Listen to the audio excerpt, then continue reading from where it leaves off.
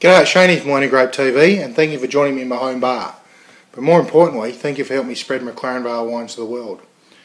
Today, a wine from a winery that I've never shared with you before, called Ducks in a Row.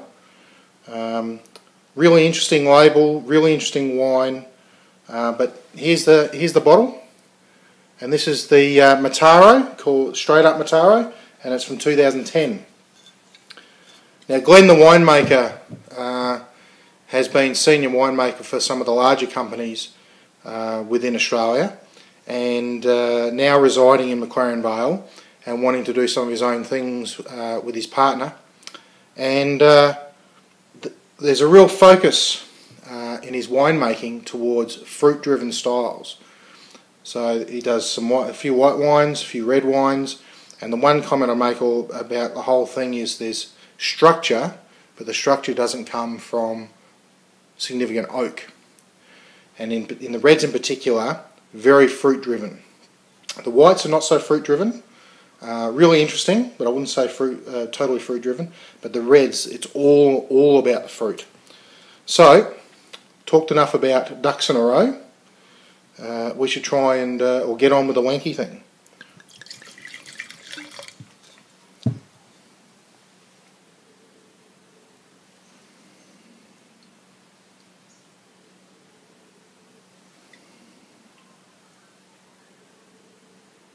Now, Mataro, or Mourvedre, or Montestrol as it's also called, seems to be finding a little bit of a niche at the moment as an alternate or emerging variety.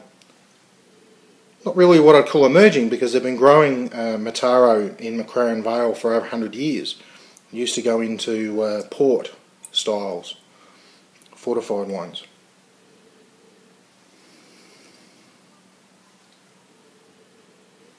And true to what I said before, this wine in the nose is certainly about the fruit. Getting mulberry, maybe a little bit of raspberry cherry. Not really getting wood influences per se, but there is some spice.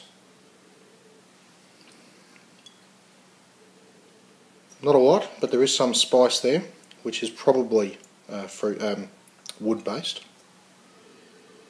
But I'm not getting these oak characters coming through that you quite often get on the nose.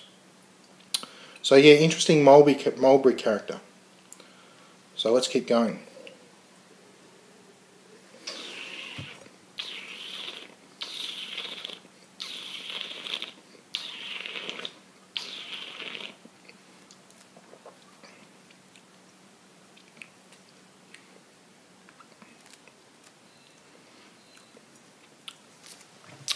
Again, really interesting. I'm getting the mulberry character, as I said before, and as it's going through the palate, it gets like a sour type character for me, which I'm actually attributing to maybe a little bit of rhubarb in there as well. Really interesting fruit character, and there's some nice structure in this wine. So there's good acidity, and there is tannins, but the tannins are not aggressive at all. In fact, there's an underlying amount of tannin.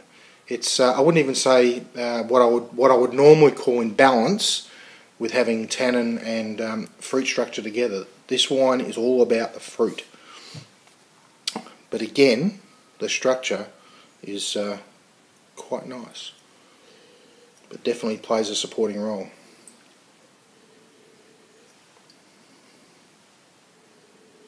This really is an interesting wine, and I've selected it to go into my Backyard Shed Crew tasting pack that's about to be released.